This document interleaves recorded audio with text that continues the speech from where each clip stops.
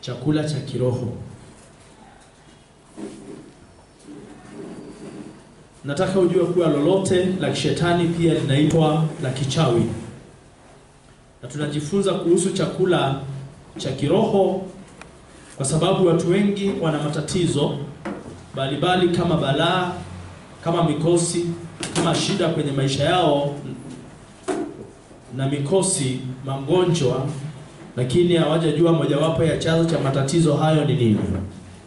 Kwa hivyo leo tunalenga kushughulikia moja ya shida yako ambao haitakuwa ni kitu kingine lakini ni chakula. Yule mtu ambaye amejaribu kutatua tatizo lake au tatizo la shida, magonjwa, umaskini, tatizo la biashara, tatizo la ndoa, huyu mtu kama hajafahamu chanzo cha tatizo lake, anaweza kusababisha tatizo kubwa zaidi ya tatizo ambalo anatafuta kulitatua. Kwenye Biblia neno chakula Mungu amelizungumzia sana kuliko neno la usiogope.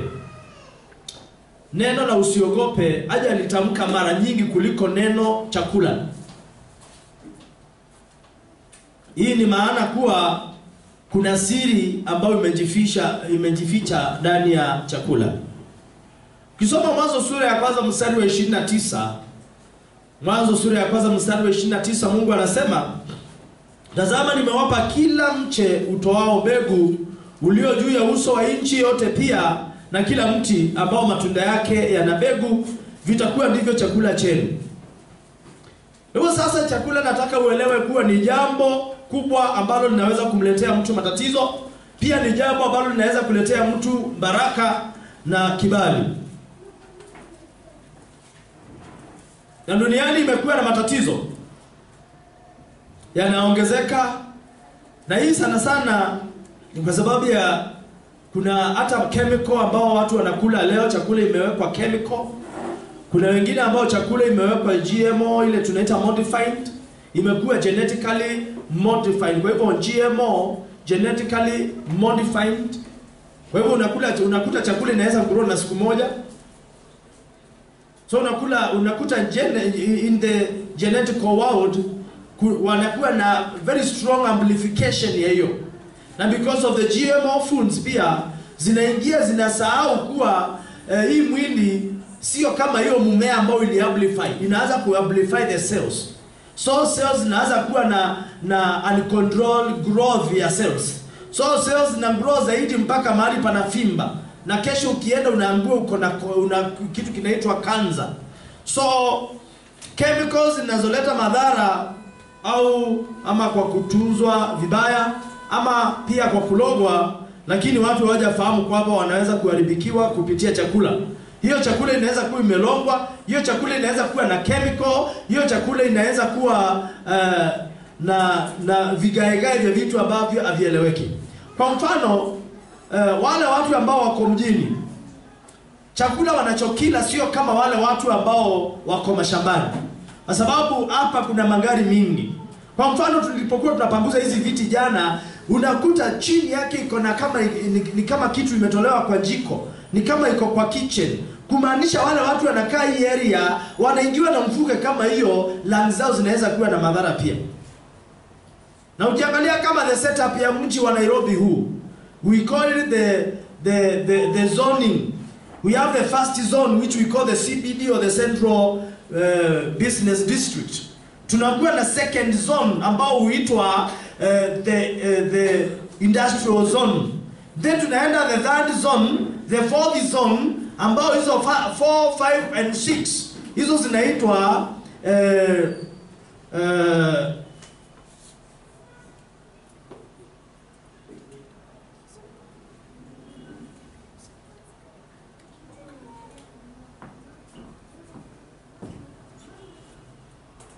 so nilikuwa nasema nini? Zone 4, 3, 5 and 6, because zone 3 pia inaweza kuwa industrial area. Zinakuwa sasa zile tunaita commuter zones. Na katika commuter zones hawakuwa wanaruhusu viwanda ziwekwe. Ukienda pipeline unakuta kuona mti pale ni shida. Kuona mti ambao umemea pale ni nini? Ni shida. Kwa sababu hiyo iko part ina part of industrial park. Ambao kazi industrial park ilikuwa ni kuwa na emissions harmful for people. Mpaka Athi River. Hizo sio eneo za watu kukaa. Sorry. Pole. Lakini iko hivyo. Unaona So ndio unaona kuanzia Westlands, kuja Gong Road, kwenda Ongata Rongai, kwenda hiyo pande yote Kikuyu. Hiyo pande ilikuwa imeachwa ya watu kukaa. Industrial park ilikuwa ishuke mpaka Babadogo ikiteremka na Ruiru. Lakini Ruiru ilikuwa zone 5. Na ikaachwa ka space Road baadaye. Kuna shamba ambayo ilikuwa imeachwa ya kuhamishia city. Bwana Yesu asifiwe. Lakini tukiingia mjini we don't consider those things. Ndio utakuta ukiangalia watu wanaokaa Pipeline, watu wanaokaa Athi River ushikwa sana na ugonjwa wa TB kuliko watu wanaokaa pande nyingine. Ukienda ufanye survey kwa hospitali utakuta watu wengi wako na shida ya vifua pande hii. So wale huenda hospitali pande hii sana huwa na shida ya breathing complications. Ni kama kwa mfano ule mtu anafanya kwa kiwanda cha kutengeneza simiti. Hiwe ni gani na gani. Pale juu ya ile to find particles ambao tunakaa tunatawala kwa hewa. Uto to find particle tunaingia ndani ya watu pole. Bila kusahau ukifika karibu na KMC na usikie ile harufu inatoka hapo kila saa. Na ukiuliza watakwambia wanatengeneza chakula ya mbwa. So do you think mahali unakaa ni viable vizuri pa kukaliwa? Kwa sababu we bring discomfort into our hemoglobin setup kwa sababu ya the places we stay. Oxygen levels ziko chini sana. But forget about that. Tunaongelelea chakula na vile tunakaa. Na chakula cha cells zetu ni nini? Ni oxygen, si ni kweli? Ni oxygen. By the way, am I right? Watu wa Athi River wako na shida sana ya vifua. Am I right? Msha notice hizo vitu. Wacha nikuulize swali. Unakaa Pipeline. Na Pipeline hakuna mti. Wamepanda mti unaitwa ngorofa hii zimeshikana mpaka chini. Na ngorofa hii nyingine zimeshikana mpaka chini. Where do you get the recycling oxygen katika compound yako? Nani alikwambia ile hewa unasikia inapiga hapo? Hiyo ni upepo. Kuna upepo na kuna hewa. Na kuna oxygen. The advantage is the base ambao inakaa chini, the heaviest ni oxygen. Wewe wakati uko huko juu huko bado kuna oxygen ama ni neon? Ama mlisahau hizo vitu mlikuwa mnasomeshwa mambo ya oxygen, hydrogen. Number 1 tulikuwa tunaambiwa ni hydrogen. Number 2 oxygen. Number 3 helium. Helium ilikuwa ama zilikuwa za kupita mtihani, asante kwa kupita mtihani. Somo la kutoka sura ya 18 mstari wa 12 hadi 13. Yethro mkwewe Musa akamletea Mungu sadaka ya kuteketezwa na dhabihu. Na Haruni akaja na wazee wote wa Israeli wale chakula pamoja na mkwewe Musa mbele za Mungu. Asubuhi yake Musa akaketi ili awapishie hukumu watu. Na hao watu wakasimama kumzunguka Musa tangu asubuhi hata jioni. Hebu tunaona mkwewe Yethro alienda na chakula ambacho alikuwa purposely kinaenda kutolewa sadaka kwa Mungu. Kwa hivyo hapa tunaona neno sadaka kuwa inaweza tolewa sadaka kwa Mungu, au chakula pia kinaweza tolewa sadaka kwa mashetani. Unaweza kula chakula ambacho kimetolewa sadaka kwa Mungu, au chakula kile kiwe kimetolewa sadaka kwa mashaitani. Kisoma Wafalme wa kwanza sura ya 19. Wafalme wa kwanza sura ile ya 19 mstari wa 8 hadi wa 9. Akainuka akala akanywa akaenda katika nguvu za chakula hicho siku 40 mchana na usiku hata akafika Horebu mlima wa Mungu. Akafika kunako pango akalala ndani yake, na tazama neno la Bwana likamjia naye akamwambia, unafanya nini hapa Elia? Kwa hivyo huyu ni Elia, alikula chakula alicholetewa cha mbinguni na kikampa nguvu ya kuwa na nguvu ya ile chakula siku 40. Labda anaweza kuwa alikula kangumu ama KDF. Na hiyo KDF ilikuwa imenuiziwa utukufu wa mbinguni, ikaleta nguvu ndani yake kwa siku 40. Kumbe nao kuna chakula inaweza kula ambao nao imenuiziwa mashetani. Baada ya kula ile chakula unaishiwa na nguvu siku mingi. Uje hiyo na watu wanakula na washibi. Unaweza kula chakula kidogo na bado unone.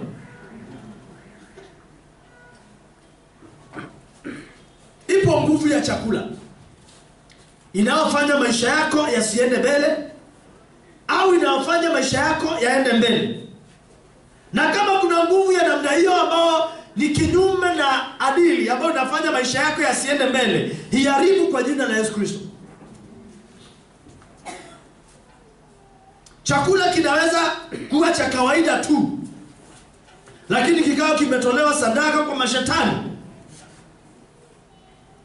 na kikatamkiwa maneno ili mtu atakayekila hapatwe na matatizo yale. Kuna watu ambao hufanya kitu ambacho kinaitwa separation.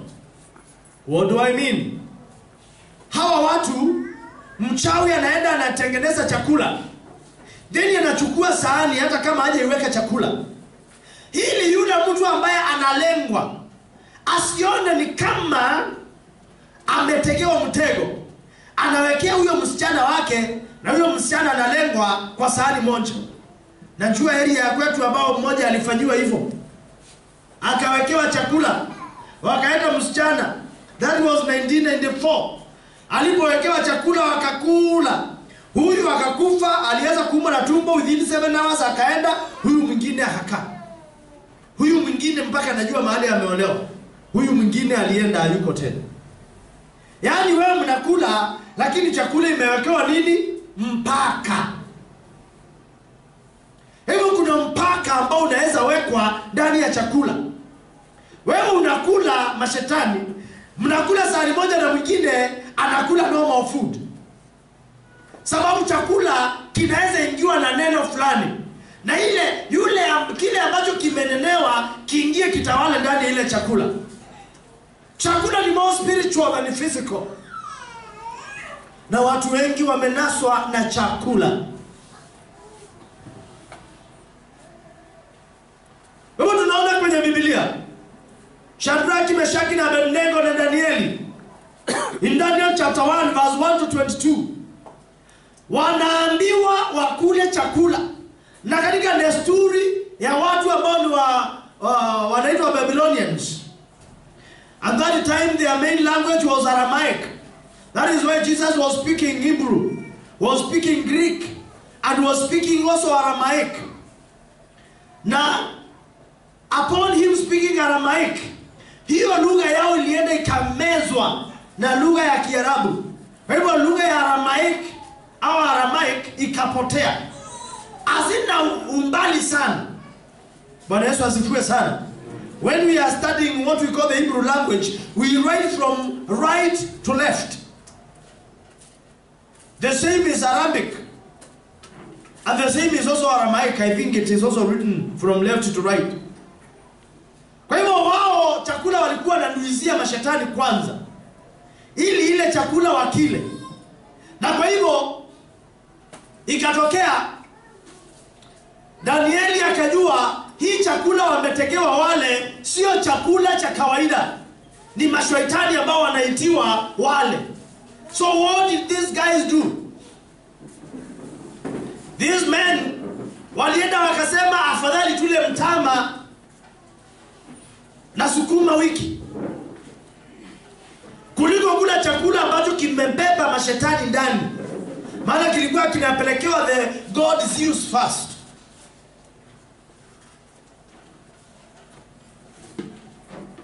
Kwa hivyo walikataa kwa sababu walijua kimetolewa sadaka kwa miungu ya mfalme. Danieli na wenzake wakasema, mfalme, tunaomba tusile chakula. Wewe ambao umeteuliwa na mfalme kutusimamia, tunaomba tusile chakula ila utupe mtama na maji. Wakafanya hivyo, wakaishi na kuepuka yale manuizo. Naye Mungu akawashika mkono, akawanenepesha kuliko wale walikula chakula ambacho kimenuiziwa mashetani. Kwa hivyo kila mtu unayemwona anapanda kwenye juu yake, kuna nguvu ambayo inampandisha juu. Na anayeshuka kuna nguvu inayomshukisha juu.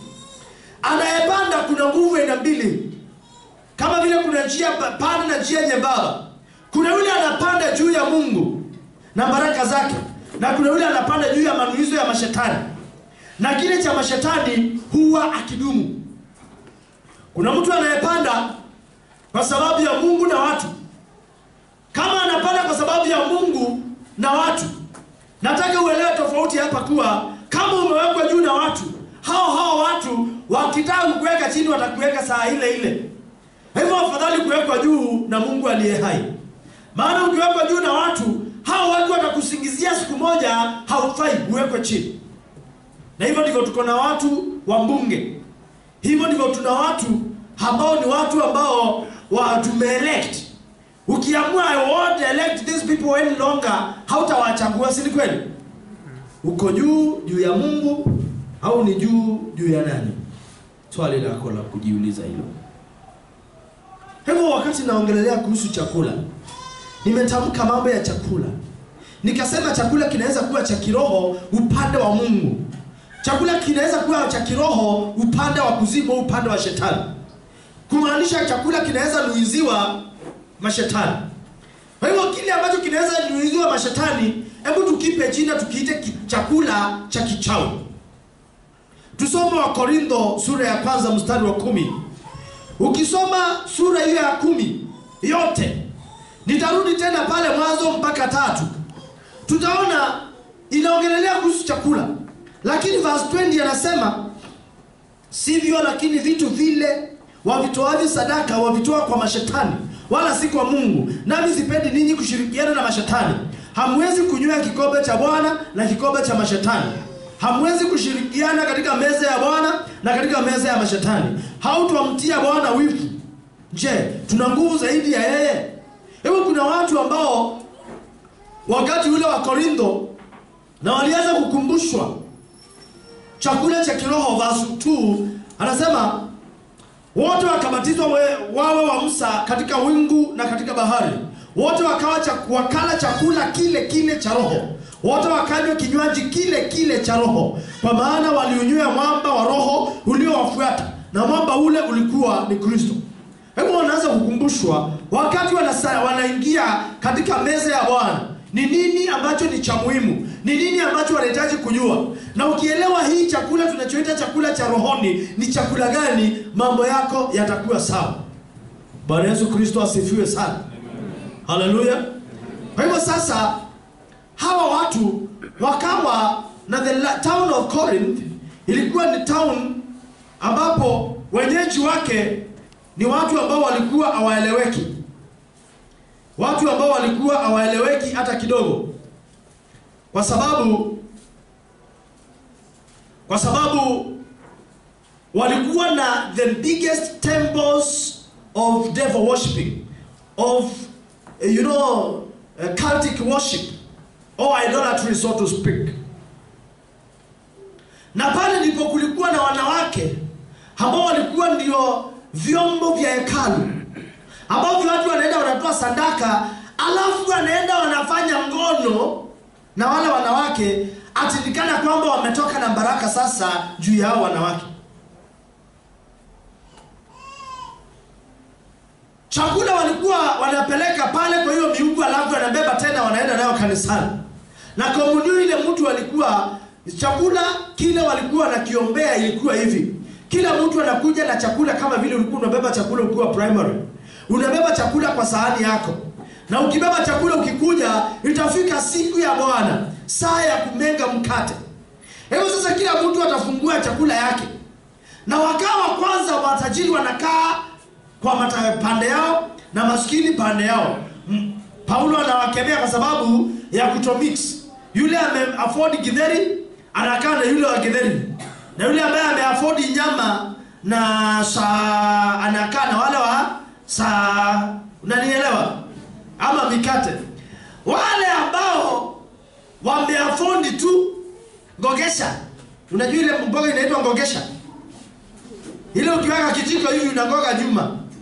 Ukiweka hivi ni supu tu yani. Wakikuwa wanaita mashakura. Mashakura. So Paulo anawaambia what you are doing is not what is supposed to be done. We come here to enjoy the blessings together. Kwa mfano naweza waambia kila mtu on Sunday kuja ukiwa umebeba sweet moja peke yake. Na niombe hiyo sweet. Na ukikula ufunguke milele. Unaelewa mfano ule napeana? Hesabu 25:2. Wana wa Israeli walikaribishwa wakaenda kwa wenyeji wakaenda kula nyama na Mungu akakasirika kwa sababu walikula chakula kilichotolewa sadaka kwa mashetani. Balaam, angalia huyu mtoto.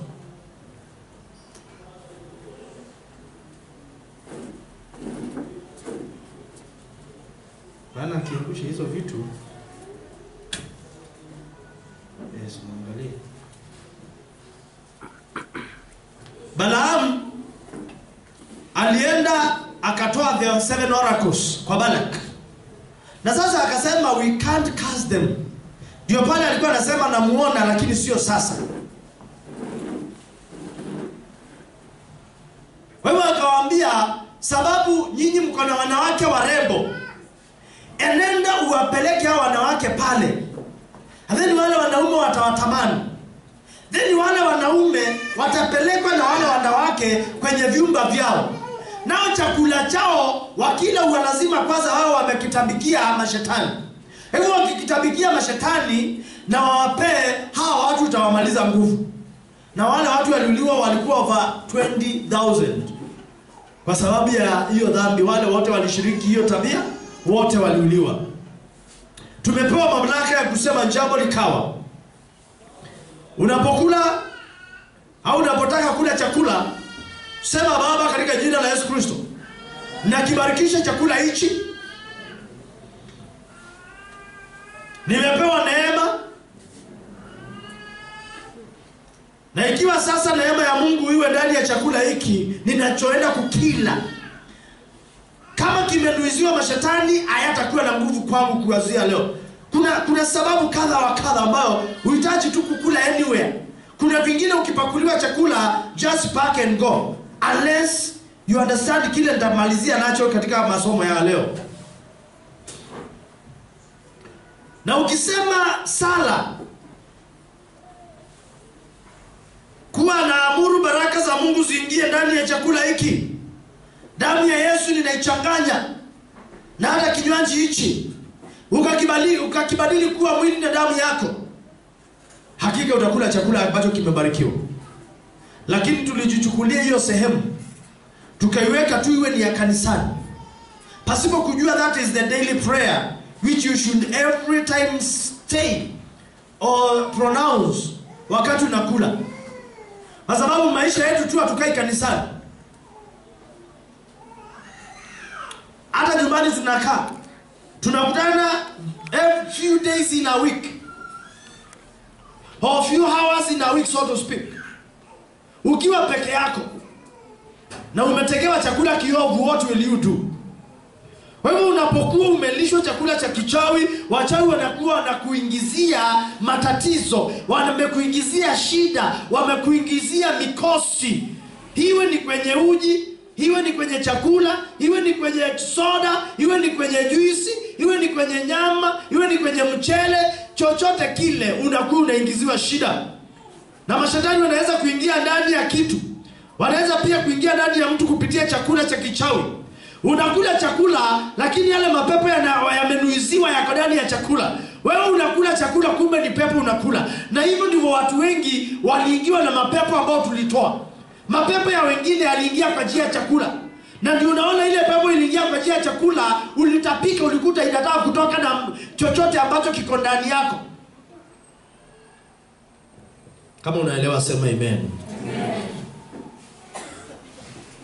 Kwa sababu hiyo wachawi wananuizia maneno kwenye chakula ambacho kinakuwa kimeandaliwa.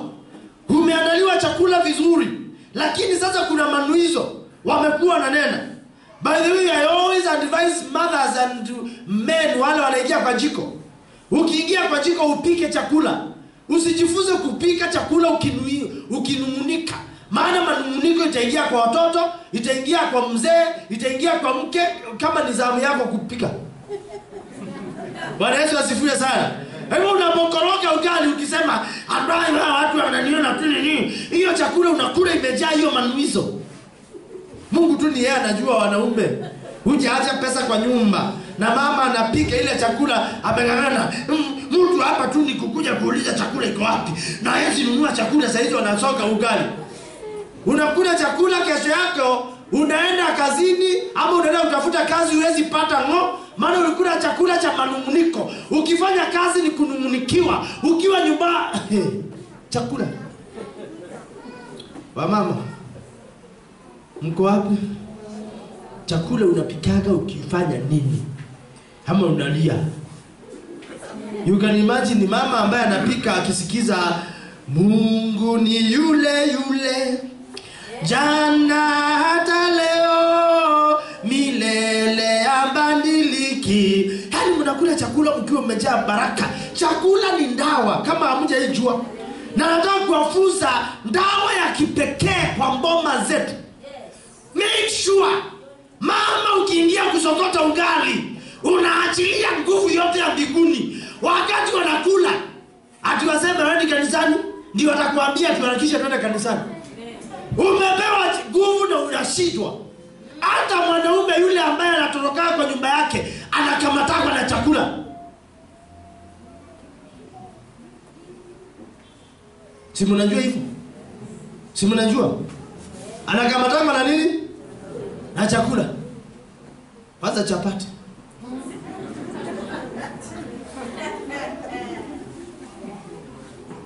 Lakini ukikuta mama ambaye anapika ugali haezi imba wimbo ya gospel.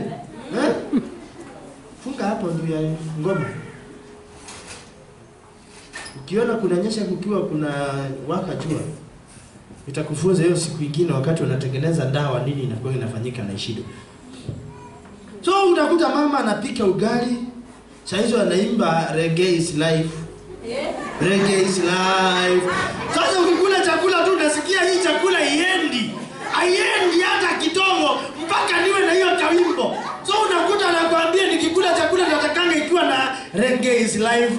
Wamama nyinyi ndio mnatupotosha. Sorry. Wamama amkeni. Unataka yule mzee aokoke, ingia kitchen vizuri. Akikula hii chakula lazima aseme Yesu ni Bwana. Atasema. Kutoka uanze kumpikia tu ni kukunywa pombe baada ya pombe. Hujajua kusema. Wewe uko na ndawa na utaki kumpea. Acha nikwambie, hakuna nguvu iko kubwa kuliko nguvu ya chakula. Ukitaka mzee aende na abarikiwe robo sakataraba rinamori rabasayarabo baba akikula hiyo ugali mikosi iteketee, akikula hiyo ugali magonjwa yakwishe. Baba ninatangaza vile ninaisoma na nguvu yako itaingia ndani yake, atakosa kubarikiwa. Lakini kila saa ukisoma ugali, yani wengine wakikula nyama, sisi ni kukula tu hapa sukuma wiki.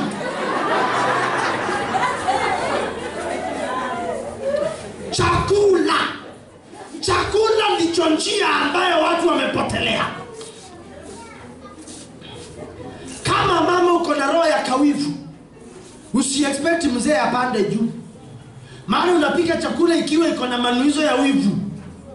Kama uko na roho ya hasira, wacha kusema kwa nini anasema nitakatakata mtu. Wewe ndio umepanda. Kama hajakubali kuokoka, usilalamikie mtu, lalamikia mdomo yako na nguvu yako kitchen. Bona mwanaume anakutana na mwanamke anaenda anawekewa chakula, hakikula anasahau kabisa kwake. Na ukienda kwa wale wanawake wanakamatanga wanaume, huyo mwanaume akiingia kwa mlango anakudanga chakula kwa meza, ishapikwa, ishaneneshwa, ishanuiziwa kila maneno yote. Anapoingia tu kitu ya kwanza anakuaga anapendezia ati kwake akuli. Akikuja kwako anasema tu analemewa na kula. Vivyo hivyo na wale watu wanasimama pale barabarani wanaanza kukuuzia ile katakata. Huyo mtu alisimama pale akasema hawa wanaume hawa wanawake. Wacha niseme wanaume maana wanawake hawakulaki kwa njia sana. Kiona mwanamke anakula kwa njia kuna shida hapa. Wanawake hawakulaki kwa njia. Wanaume ndio the biggest culprits ya kuroga kwa chakula. Kama ni wanawake wanakula chakula kwa barabara, hakuna mwanamke ataenda kuipika pale kwa sababu anauzia nani? Vivyo hivyo wanaume wanunuangi nguo. Ndio maana ukitoka hapa ukute hawkers. Nguo nyingi wanahoka ni za wanawake. Maana yeye akiambiwa leta analeta. Leta 200 analeta. Mwanaume kitu ya kwanza ataambiwa leta 200 akumbuke school fees. Tunaelewana pale? Hebu na yule mtu ambaye anaenda kuuza kile chakula anakuwa amenuizia. Acha nikuulize swali. Wewe yule mtu anatengeneza masanduku ya maiti, akiingia kanisani asiombe Mungu abariki kazi yake? Yule mtu ako na mambusa ya kubeba maji, akiingia kanisani ataomba maombi ya namna gani? Baba ninaomba maji yakajoo kata kabisa. Na mtakaa bila maji kwa muda. Kwa sababu gani? Aliomba. Yes, mimi nikuja nifungue chemist hapo nje ya kwenu. Nadhani maombi yangu ni gani? Baba washikwe na homa, wakujie dawa. Na ako pale na Mungu atamjibu kwa maombi yake. Atajibu maombi yake kwa wewe. Kuna maombi ukiingia kwa mahali unatangaza Baba, usikubali niwe ni jibu ya maombi ya mtu ambao ni kinyume na baraka zangu. Nafunza.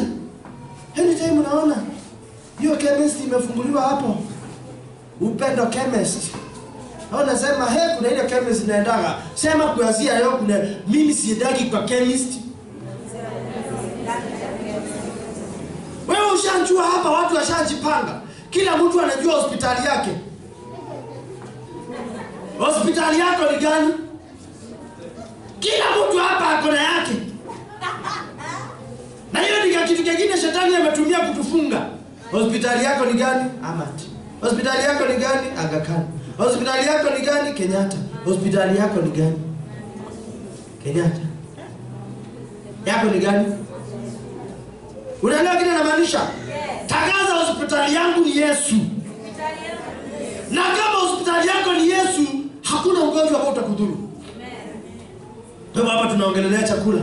Unapopika chakula, ni nini kinakuwa kimejaa kwa moyo wako? Soma that woman in Proverbs that one. Huyo mwanamke ambaye mpaka anatengeneza nguo za kitani, anauliza mzee, hiyo nguo yako unataka nibadilishe? Halo? Bwana Yesu asifiwe sana. Unapokuwa umelishwa chakula hiki cha kichawi, mambo yako yote inaenda kombo. Na hapa najua kuna wanaume ambao wamekamatwa kwa nyumba dogo. Vemuomo muvingue vala ade umakesila we mwene na eukedwavo oila muomo wivingwa inywene na emuikomiengo mwitikile tulia indu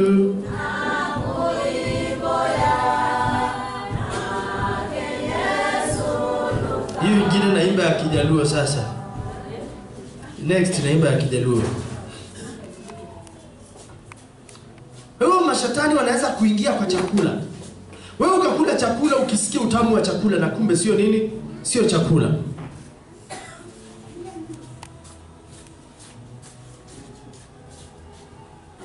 Kwenye maisha ya kawaida lazima ujue chanzo cha tatizo lako. Maana usipojua chanzo cha tatizo hautaweza kuondoa tatizo hilo hata ufanye nje.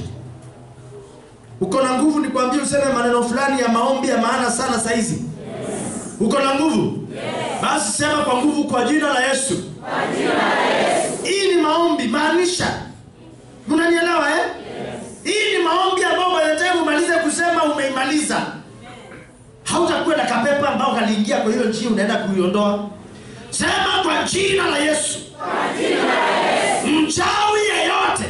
Mchawi yeyote. Au shetani yeyote. Au shetani yeyote. Mchawi yeyote. Aliyenilisha chakula cha kichawi. Ambacho alinuizia mashetani. Ninakiteketeza pamoja na yeye kwa jina la Yesu. Chakula cha kichawi nilicholishwa ili shida yangu iimarike, nakataa kwa jina la Yesu. Nawe shida niondokee kwa jina la Yesu. Ninateketeza sherehe na mila zenye malengo ya kunipa chakula cha kichawi kwa jina la Yesu. Ile sherehe niliyoshiriki, chakula kile nilichokula, ninateketeza hiyo mashaitani kwa jina la Yesu. Chakula chochote kilichoelekezwa kwangu ili kuharibu uso, ili kuharibu maisha, ili kuharibu baraka, chakula kilichoelekezwa ili kuzuia kuolewa au kuoa, ninakiharibu kwa jina la Yesu. Na kilichozuiliwa ninaruhusu kinipate sasa, ambao ni baraka, ushindi, mema kwa jina la Yesu. Ninakataa kula chakula nilicholishwa ndotoni kwa ajili ya ushetani, chakula nilicholishwa ili nisizione fursa nilizowekewa na Mungu. Kuanzia sasa, na mtu aliyeniwekea mtego wa kichawi kwenye chakula au kinywaji, kwa jina la Yesu ashindwe. Ewe tumbo langu uliyepokea chakula cha kichawi, na kiteketeza kwa jina la Yesu. Shetani yoyote iliyoniingia kwa njia ya chakula, kwa jina la Yesu toka. Chakula cha kichawi, kinywaji cha kichawi nilichopewa na mtu yeyote kwa sababu yoyote ile, na kiteketeza kuanzia sasa. Kimrudie yeye kwa jina la Yesu. Katika jina la Yesu, chakula cha kichawi nilichowahi kula nikiwa mtoto au mtu mzima, ninakiteketeza kwa jina la Yesu. Sema amen kwa nguvu.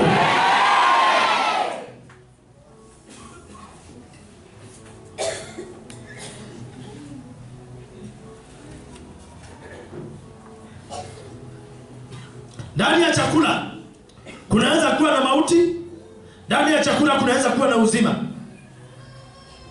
Baada ya Israeli kuvamiwa, wana wa Israeli walipelekwa mpaka nchi ya Babeli, Iraq ya leo, ambapo ni utumwani. Walipofika Babeli, tumeona walilazimishwa kula chakula cha huko.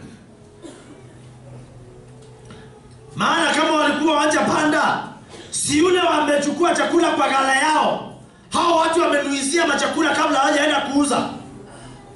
Si wewe ukiwa umeokoka unakaribishanga Mungu mpaka kwa nyumba yako, kwa ghala yako, kwa zizi lako, kwa ng'ombe zako, kwa mimea yako, si ni kweli? Sina wale pia walikuwa wamefanya hivyo. Chakula ni kizuri na ni kibaya. Hadi tunaona akina Danieli walikataa. Nimekuambia Danieli 1 verse 1 to 21.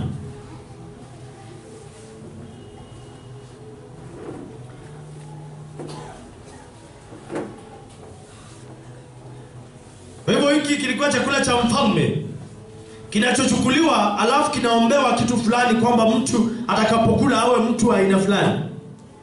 Yesu alisema yeye alaye chakula changu ana uzima, alafu akasema sasa wewe, Amina, akasema baba zenu walikula chakula wakafa, lakini mimi nina chakula cha uzima ambacho naenda kusomea John chapter 6 verse 1, tuseme verse 30 to 59.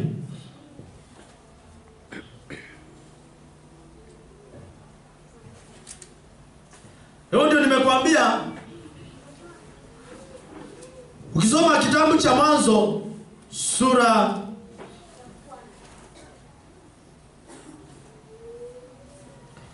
ya 2,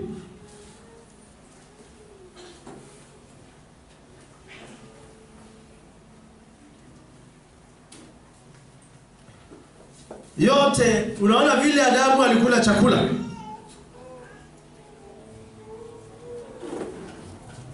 Ukisoma verse 16 anasema Bwana Mungu akamwagiza huyo mtu akisema, matunda ya kila mti wa bustani waweza kula, walakini matunda ya mti wa ujuzi wa mema na mabaya usile, kwa maana siku utakapokula matunda ya mti huo utakufa hakika. Yaani Mungu akamwambia huu mti hapa, ile manuizo nilinuizia huu mti ni kuwa alaye atakufa. Kumaanisha nao kuna ule mti ambao waliambiwa kula hii bustani ambao utapata nguvu. Kumaanisha akila hii miti ingine nayo ilikuwa akila anapata uhai na nguvu. Hawa watu hawakuwa na chakula kingine, walikuwa na aina mbili ya matunda. Ameambiwa ukiguza hii kifo, ukikula hii uhai. Lakini mtu ni nani? Mtu si ni mtu. Mtu ni nani? Akaacha ile ya uhai akakula ile ya mauti. Hata wao uliambiwa ukifanya hii dhambi ni mbaya. Uliambiwa dhambi ni mbaya. Wewe unaacha mema, unashika nini? Dhambi. Saa hizo Mungu naye ndani amekukumbusha, hapo umefanya ni dhambi. Nasema nitatubu. Unaambia nani utatubu? Hapo unafanya ni dhambi. Na wewe unakaambia wewe hiyo nitatubu. Usifanye dhambi kwa kisingizio cha neema ya Bwana. Adamu alikula chakula ambacho alionywa asile. Hata leo hii kuna vitu unaonywa unaambiwa usile. Na hizo vitu zingine ukiziangalia zinakuwa na kimbao. Unaambiwa excessive drinking is harmful to your health. Cigarette smoking is harmful to your health. Lakini unang'ang'ana naye unaogopa hiyo. Unakuta mtu ni kama chimney. Na wanaanza mapema. Watu wanaanza kujifunza wakiwa class 4. Nililetewa sigara ya kwanza nikiwa class 5. Roster. Nikamuuliza hii ni nini? Nilikuwa mwanaume, nikamwambia afadhali nikae mwanamke. Ulikuwa unaenda na ile kuburi ilikuwa na kona 7. Wale wa kitambo wanajua hiyo kuburi. Unanunua 3. Jamaa mmoja alikuwa mwalimu wangu, alikufa bila miguu kwa sababu ya hiyo kitu. Na alikuwa ananiita, ananiambia Rafa alikuja ananituma kwa duka purpose ili kununua hiyo. Sasa hizo nimepata nafasi ya kununua kama andasi nikirudi. Kwa hivyo nikajua watoto wanaanza wakiwa wadogo.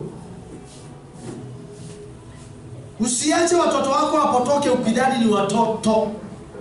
Hao unaona wanajua vitu mingi sana. Kwanza wa Nairobi wanajua vitu mingi sana.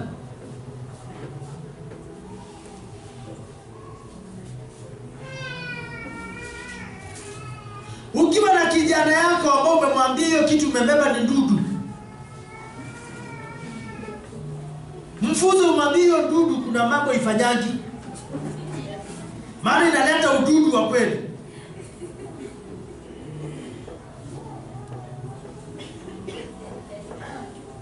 Wako class 4, werevu kama kitu kingine. Hao nadhani hapa ni watoto. Wewe jiulize wewe at your age.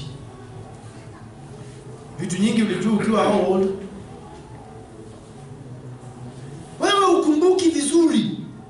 Mungu alikuwa anakuja hapa anacheza ati yeye wewe ni mtoto na wewe sasa hivi unamwangalia tu ukisema utajua ujui. Hawa usiwaone wadogo hivi. wanajua vitu mingi sana.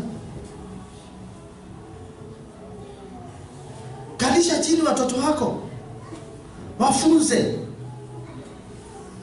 Wewe unashidaga tu kimwambia usikule kule kwa watu na umwambie kwa nini asikule kule. Usikule kwa watu na wewe umwambie sababu ya kutokula kwa watu. Hebu hapa tunaongelelea watu ambao wanakulaga tu kukula, wanaweza kula mpaka wakakula brageti, hata wakilala wanaota wakikula. Hiyo leo tunavunja kwa jina la Yesu Kristo. Shida ni kukula. Wewe unajua kuna watu wako na appetite. Juzi nimeenda kwa hoteli. Nikakaa hapo. Nikaletewa chakula. Nikakula.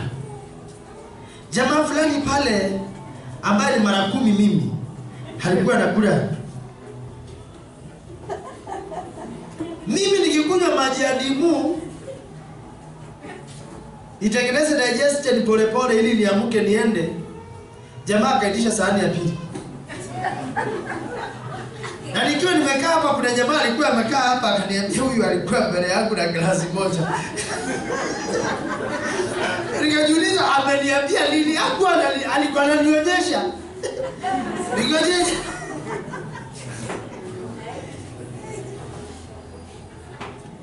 Yes.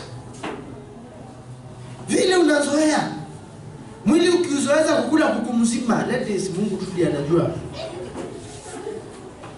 Na sijajua mwanamke na kitu inaitwa chips na kuku.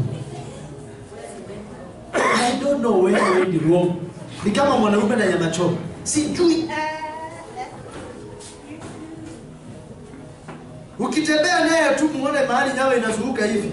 Hata pita hapo bila kuangalia mara 3. Anaangalia na kuangalia aone kama unaelewa kile anafanya. Na kuangalia anaona wacha nisonge tu mbele. Hapa ninawaonea ladies. Appetite ya vitu zingine inaweza potea. Isipokuwa ya hiyo. Nashukuru Mungu wangu apende hiyo kuku, anapenda ya kienyeji. Kwa hivyo hapo nilipita mtihani. Angekuwa anataka si bado angekuwa anakula. Yeye anachukia nyama ambayo inaitwa ya broiler. Kama hata mimi nishaanza. Ushajiuliza kwa nini hiyo nyama ichemshwa wapi? Lazima ikaushwe na mafuta. Sijui hata mimi. Kuna chakula kizuri, kuna chakula kibaya. Adamu alipokula, alijiona kuwa ako uchi. Kuna chakula hata ukikula, unaanza kuona sasa ndio unaelewa Kiingereza na watu wajue kama unaelewa Kiingereza. Ni tu task umekunywa unaanza kuongelesha watu Kiingereza broken. Na katika akili yako, you are very sharp. Unaelewa kila kitu yote. Nasikia anasema mtu huku ni kwangu, kumaanisha anandautiki kama ni kwake. Chakula.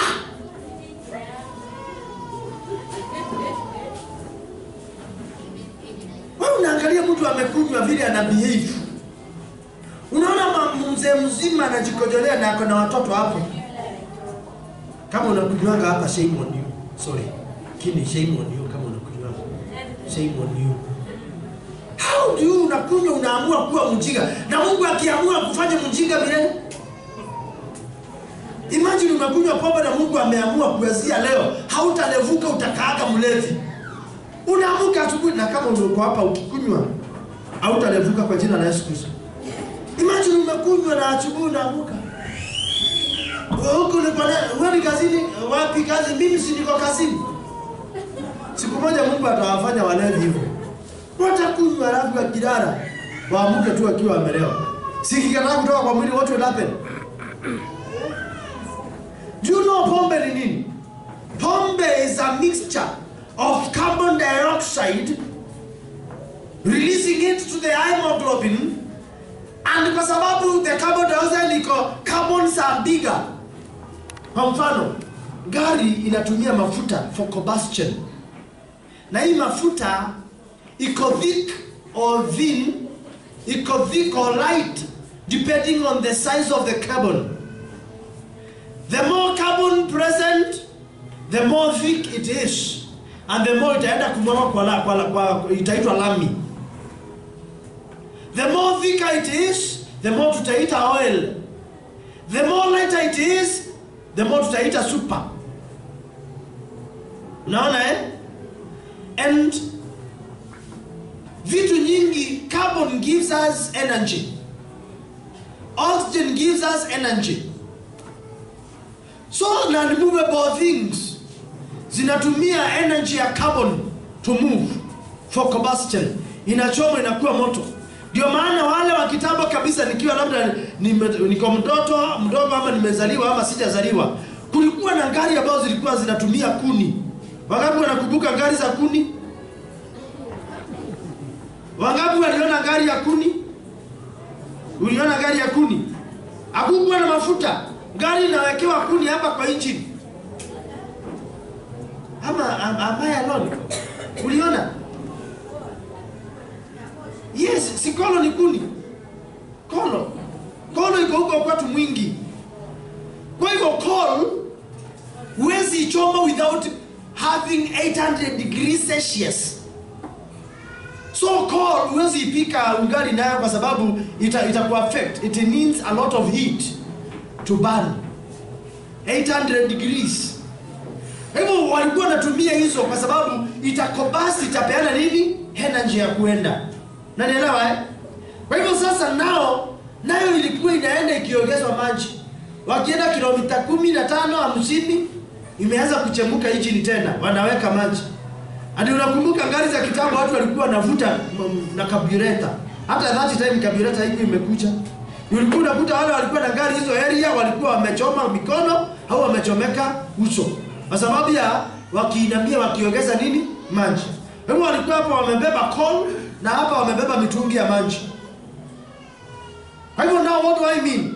Wakati nao umekunywa pombe, unakuwa umejaza a lot of carbon dioxide in the body. We call it carbon, then dioxide because of the presence of oxygen. Unanielewa So when you mix carbon and oxygen, it becomes 1 atom of carbon and 2 atoms of oxygen. We get carbon dioxide. And when we get carbon dioxide, hiyo inamaanisha hii oxygen kama imewekwa jela na carbon haitakuwa diffusing. Kwa hivyo hakuna venye ita diffuse ndani ya hemoglobin, itajishikilia pale nje. As state tunaita carbohemoglobin. Kwa hivyo hiyo itafanya sasa ile oxygen iko ndani. Umecheka, haitaki hivyo?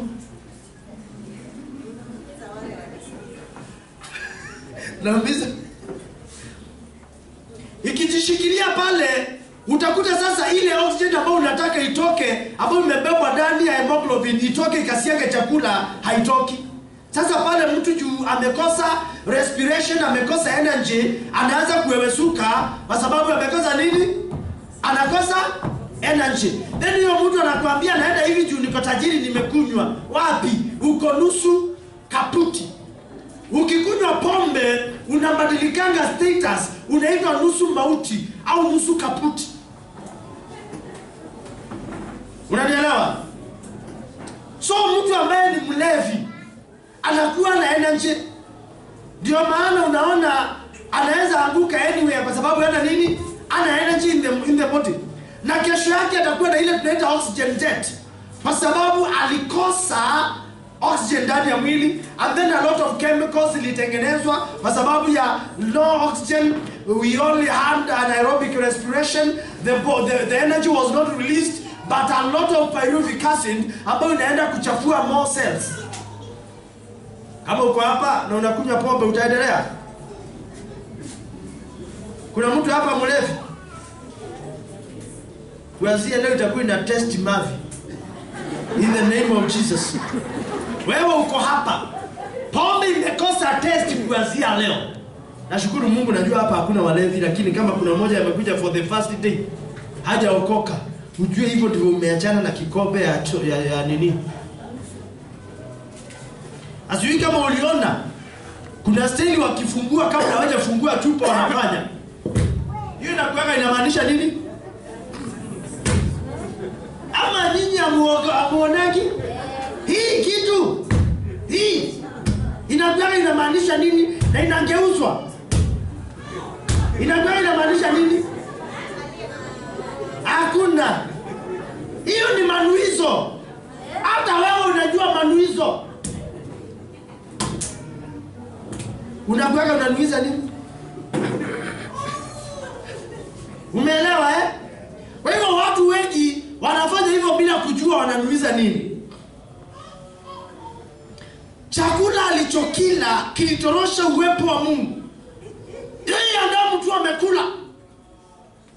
Na wakati anasikia Mungu anakuja anajificha, aende huko.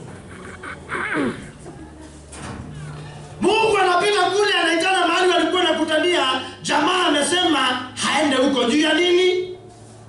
Juu ya nini? Tumbo, chakula. Jamaa anatembea kule. Mungu anakuja mahali wanakutania, anakuta jamaa yuko, kumbe chakula, kumbe pombe inakufanya umtoroke Mungu. Bwana akaita kwa upendo, Adamu wapi? Kwanza alinyamaza, hakijibu, nalisikia sauti yako, hivyo nikajificha katika shambani maendeni. Mungu kawaweka watu wake, walikuwa Adamu na Hawa.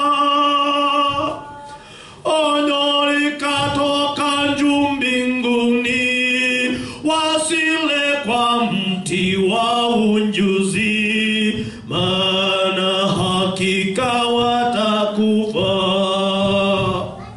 Mungu alipowatembelea, walisikia sauti yake,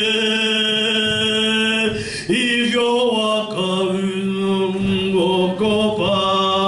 Mungu akaita kwa upole. Jamaa anajua huyo ni Mungu anakunja, lakini juu kuna kitu amekula kimeenda kubadilisha mambo. Nao umekula chakula ambacho kimenenewa kimbadilishe hali yako. Na wengi hali zenu, maisha yenu, baraka zenu, mambo yenu mengi yametoweka kwa sababu ya chakula. And you must be very careful not to eat only, not to just eat anywhere. Chakula alichokila kilitorosha uwepo. Kumbuka Yakobo na Esau. Anamwambia hii chakula changu cha ndengu, ninapokupa na nene hii chakula, wewe unapotafuna uzao wako kwangu na uzao wangu kwako. Kwa hivyo Yakobo number 2, Esau number 1. But ukikula Yakobo number 1, Esau number 2, na namba ikabadilika. Sema kama namba yangu ilibadilika sababu ya chakula, nina cancel, I restore my position in the name of Jesus. Jamaa tu amekula chakula cha kichawi. Ni mchawi mwenyewe. Mtu anaongelesha chakula kuwa ukila utakuwa tasa. Unapokata hiyo keki unakuwa tasa. Na sasa shetani amebuni mbinu nyingine. Mbinu ya keki.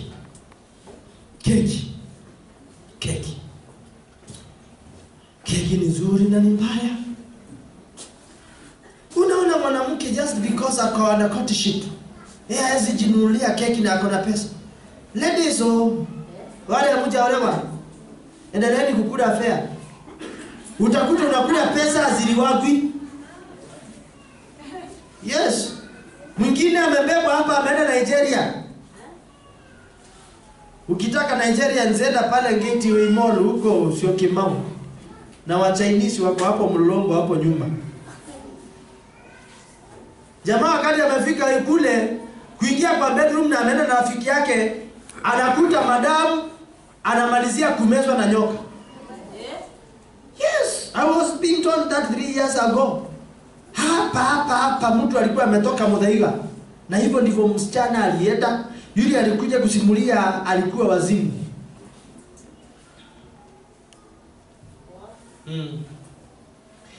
Nimejipatia. Umejipatia nini? Don't rush. Sio kila chakula utakula ambao ni chakula. Yes. Juzi nikiwa pale nje,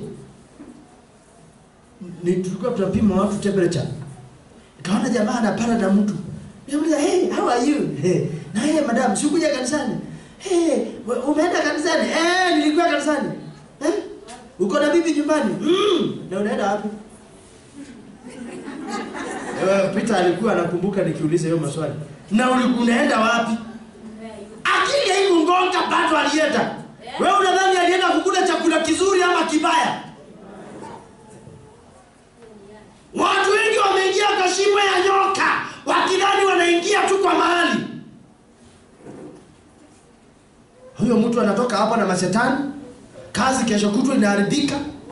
Mama nyumbani anataka amtumie pesa, anaanza kusema amerogwa. Anaanza kutafuta kwenda kwa mganga, tafutie mganga yule mzuri wa kienyeji. Umeona watu wawili wametoka Kakamega. Watu watatu wanaenda kutafuta mganga, sijui anaitwa kwako ama Kwikwi, Kitui. Na usidhani ati huyo mganga wa Kitui ni Mkitui. Ni Waswahili wanakuja wanajificha. Mahali fulani unakuta mtu anaitwa Suleiman, kumbe ni wa ndugu. Jamaa ameenda akaingia, wakakunywa pombe. Jamaa akachukua kasichana na ameacha bibi nyumbani. Akachukua kasichana wakaingia. Asubuhi walivunja mlango, jamaa alikufa kitambo. Simwache pombe wanaume. Na unajua wale watu wanakunywa pombe saa hizi sana sio wanaume, ni wanawake. Enda kwa hizi booths za wanauza wine and spirit. Uulize, utaambiwa zile vikapu unaona wamama wanabeba, zile chupa unaona mnadanganya ni za maji, sio maji, ni pombe. Anaenda anasema fungua. Anamwagiwa yote, hata akiwa kwa nyumba akikunywa mzee ataona ni maji tu. Na hiyo chupa ishikagu. I was told by one.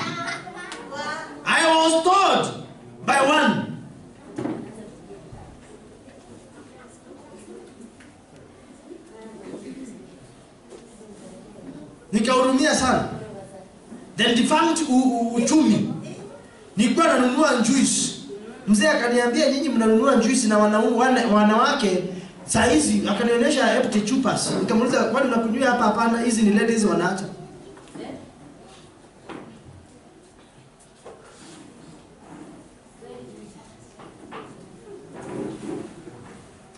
Mbu ni mdogo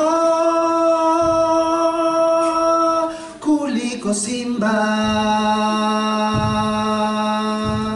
Ninauliza, kati ya mbu na simba nani ameua watu wengi? Ni nani? Na zile dhambi watu wanaona ndogo dogo, hizo ndizo zinawamaliza. Swali linauliza, kati ya mbu na simba ni nani? Nani amefanya watu wewe kati ya mbu na simba nani unaogopa sana? Mbona ukisikia unashituka? Na ukiangalia kale kagizu kanaweza kuweka kwa simbo katoka sana. Kumbe wewe pia ni chakula.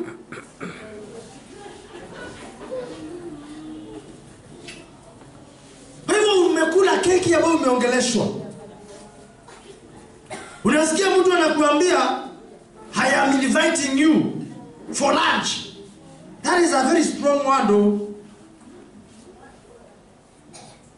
Mimi nashukuru Mungu sababu ya wakati wa kitambo. Wakati wa kitambo date walikuwa wanakutana kuchota maji. Kwa hivyo hakuna chakula watu watakula. Hapa nadanganya Moses, watu wa kitambo. Si ilikuwa hivyo? Peter. Kwa mto. Kuchota maji na kulisha ng'ombe. Mnakutania huko. Ama kutafuta kuni. Hapo hapo kuna wakati wa kusema lete tununue unga ama nataka chips. Hapana. Ilikuwa tu ni kuomba.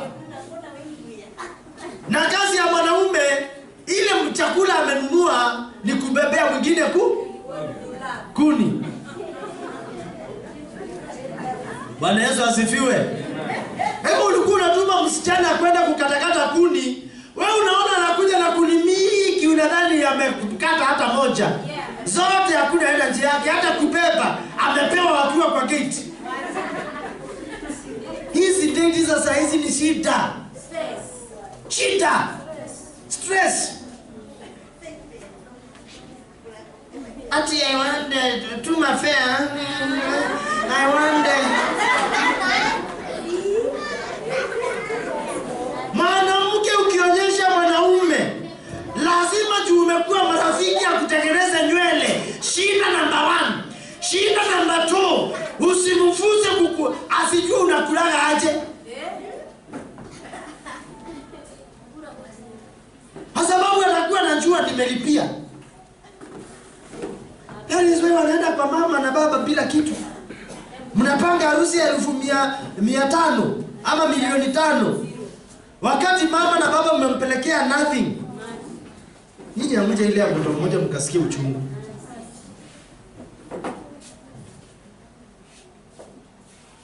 Bwana Yesu asifiwe sana. Amen. Chakula. Wewe uko hapa, unataka nikuombee, unajua chakula ile ulikula hiyo boyfriend wa kwanza yule alikuwa anavaa nguo ya green. Hiyo chakula mpaka saa hizi ulikula.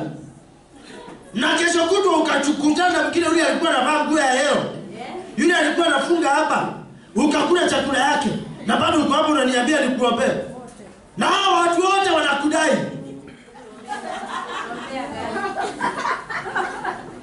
Wewe uko hapo unataka nikuombee, na unajua simu yako ikiingia pesa ya Njoroge, inaingia ya Kamau, inaingia ya Musyoka, inaingia ya Othiolo, inaingia ya kila mtu, na uko hapo unataka nikuombee. Nitaombea nani?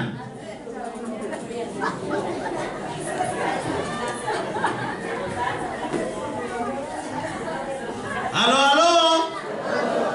Wakati inakuja kutafuta mchumba, ladies are con women. Con women. You can't get a godly blessing or marriage through conning a man. Because unakuta sasa mwanamume anakuja kukuoa. As long as ana kitu, au utamtaka. Umesahau mnaweza wana kesho kutwa. Proverbs 18:22, baraka ikashuka. Naye labda akuache juu sasa alikuwa at state ya maskini. Shida iko hapa. Mwanamke, kabla hujapata hiyo boyfriend, si bado ulikuwa unafanya nywele? Si bado ulikuwa unavaa nguo? Nani alikwambia boyfriend anakuwa lazima awe amenakili mahali asisahau birthday yako? Akisahau ndio akisha, sababu haujamwambia haja. It is birthday ilikufanya usiolewe na yeye. Sasa hizi uko hapa umezeeka.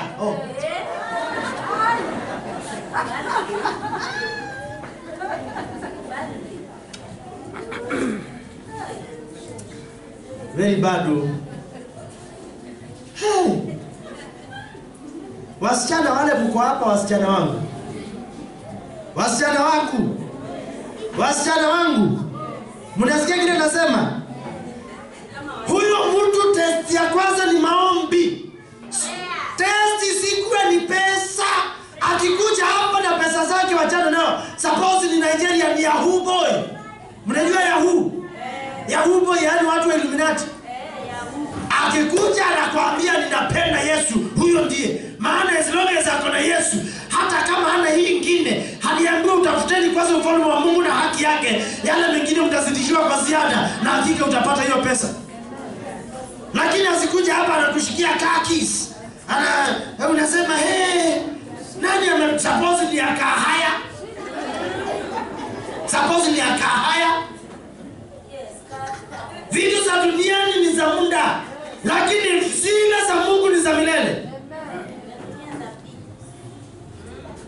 Uliza hawa wameoa.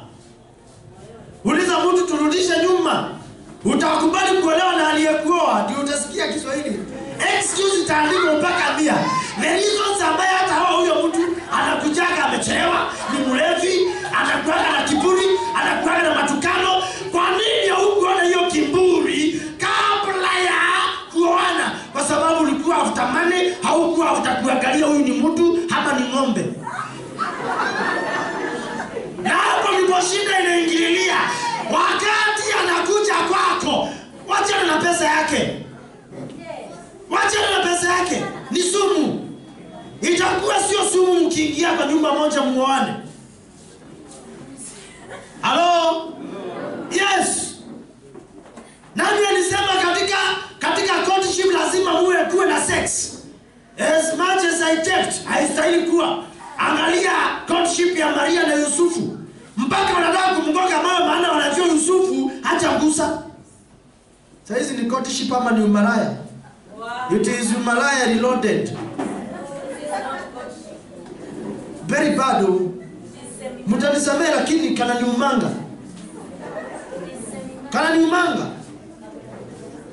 Watu wakikutania kule wakikula dhambi, wakikula wakitosha, wanakuja hapa kuniambia niwaombee niondoe hiyo dhambi kwanza nianze kurejesha. Hiyo ni kazi ngumu sana. Kuja hapa mkiwa mko green. By the way, mwingine amekuja hapa na kijana. Kijana anaomba tuwaruhusu kwa sababu pastor yake amewaruhusu waende kwa giza kwanza. Anauliza kijana, kwani bado hujakula? Pastor yupi huyo? Pastor my foot. Hiyo ni pepo. Pepo. Mama mwingine anakuja kwa nyumba kitambo wakati walikuwa nakuja nikiwa sijapanga. Akakuja, akaniambia unajua niko na boyfriend anafanya ni polisi hapa Westlands. Na sasa hizo ametoka Kawabare.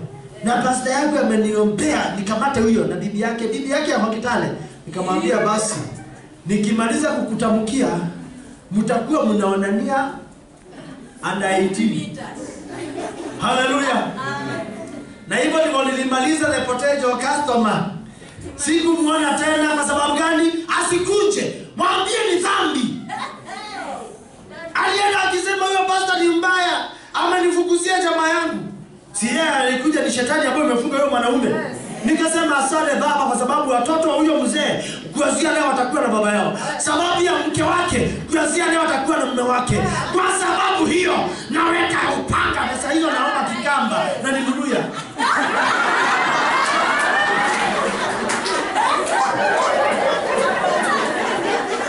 Na nilipomaliza nikamwambia ameenda.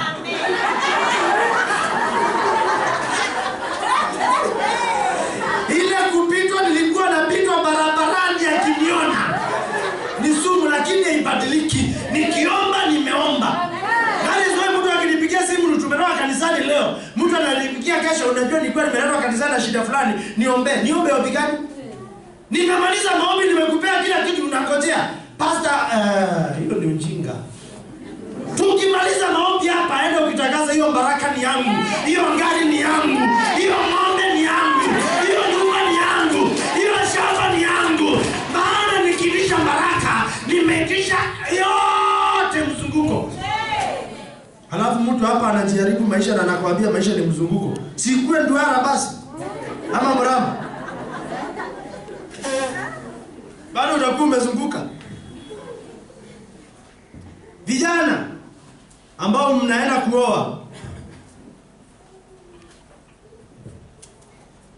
Halo? Vijana waogeani. Ukikutana naye na usikie tu anakuambia my hair, my dress, mafuta ya kujipaka, my cream, tokea pole pole. Hapo hakuna mke. Ukimpeleka kwako, usiwe umepeleka kwa kenja. Mnaitanga kenja? Usimpeleke kwa kenja kuangalia amebeba nini. Mpeleke kwa kenja ujue kama anaweza hakupikia. Otherwise utamuoa na utapata wageni. Na wakipata wageni atakuwa ni kukibiria soda ya Fanta ile kubwa na ngomo. Maji nimekuja kwako unaniwekea soda. Hiyo si ndio aibu? Hama mjui wale wanaitwa slay queens saizi hawezi wakapika. Men, be very careful. Na if you are slay, acha kuslay. Do you know what is to slay? No. To slay ni kuwa kilala njia. What is to slay? A slay queen. What is the meaning of slaying? What happens after you slay something? Inalala kifudifudi. Unanielewa? It's not a good time. Kuna vitu nimeangalia mbili. A slay queen na kucha. Hiyo kucha iko juu. Anaweza osha nguo. Mdomo imepakwa green ama red. Huyo mtu anaweza lamba kijiko. Anajua utamu wa kulamba kijiko ya sukari ya mama. Atalambaje akule ni hata kukula. Midomo siku hizi ifanyi kazi yake ya kupunguza. Ukiangalia nakula.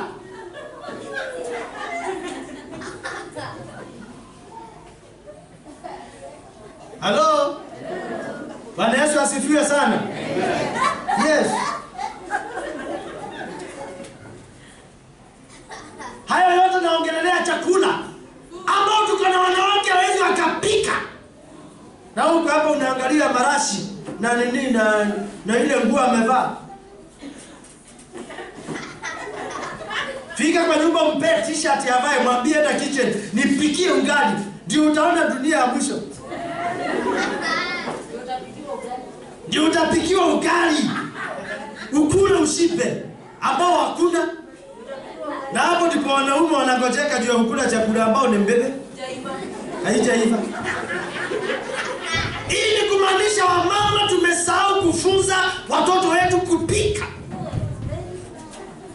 Mambo ya kushinda unambebeleza watoto wachana nayo.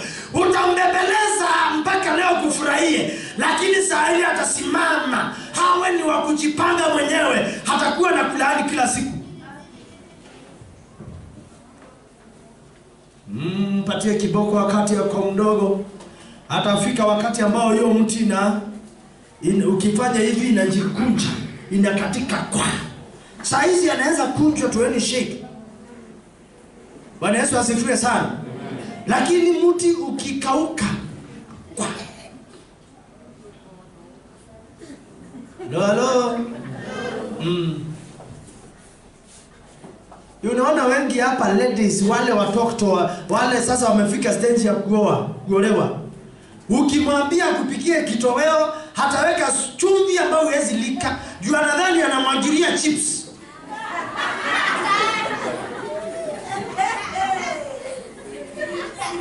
Ukitaka kujua mtu ambaye hawezi pika ni wa chipsi, mpe chakula apike chumvi tu.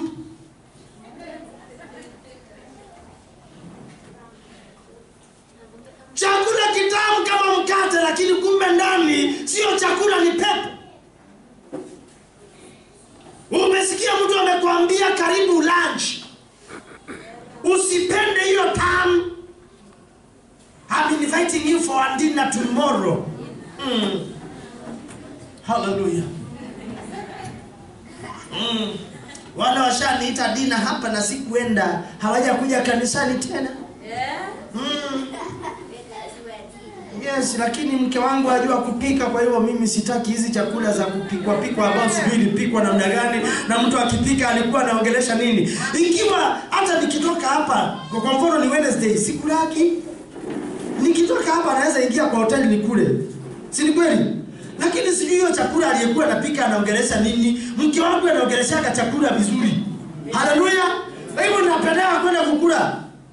Si ni kule hapa chakula ambayo imeongeleshwa na majini. Leta customers kutoka kila kona. Leta customers wavikula. Ukikula chakula nasema wewe unarudi hapa kesho kutwa.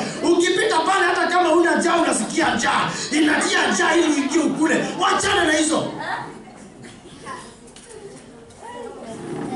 Wameandika wakaita smoothers. It is smoothers the jar. Ukiingia pale instead of smoothering the jar you become smoothed.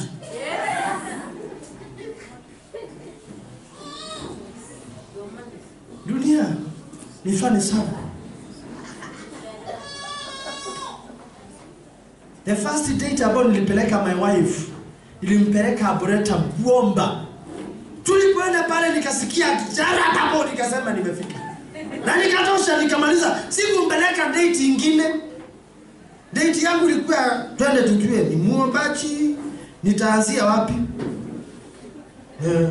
Na wewe sasa hizi mshikane na mwanaume ya kupeleke, badala ya kupeleka kwa hoteli mnaona mnapita KFC. Mnaingia kwa kichaka pale kuomba, watu wamejaa pale. Bebe. Huku ni wapi unanileta?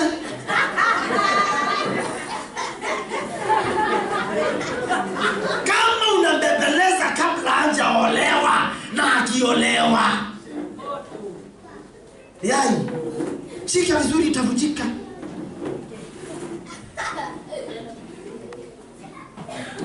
Na waonea huruma hawa, lakini wa hapa watakuwa sawa. Amen. Hata kama watawana hapa kanisani tu, si mmoja ametoka Kitui, mwingine ametoka Kisumu, wawane. Kwa sababu watakuwa watu tumelea. Hawa tutalea hawa. Na hiyo ni jukumu langu. Hawa tutalea. Si hata wale wengine mambo iko aje? Tabia ni sawa sawa vile tulipanga. Njeri. Mambo iko sawa? Na ukianga na hawa, mambo iko aje? Iko sawa? Hapa tutakuwa na watoto shida. Yule ataoa hapa atakuwa amepata mke. Wengi wanawake akikuja akwambie twende, na mkienda pale akwambie twende tujuane. No. Tuanzia leo sema no sex before marriage. Na nimewaambia na narudia kuambia tena. Kitambo ulikuwa una separate vijana kwa wasichana. Sasa hizi there is no need. Kwa sababu hata wasichana kwa wasichana wako. Vijana kwa vijana wako. Acha nikwambie jambo moja. Nilifika mahali nikacontemplate, ni kama hata watoto wangu nitapeleka day school wakati wa secondary. Huko ndiko mbaya. Baya na recruitment ziko huko. Baya excess. Speak to your children priorly. Ama naongea uongo? Si mmepitia secondary? Si mmepitia secondary?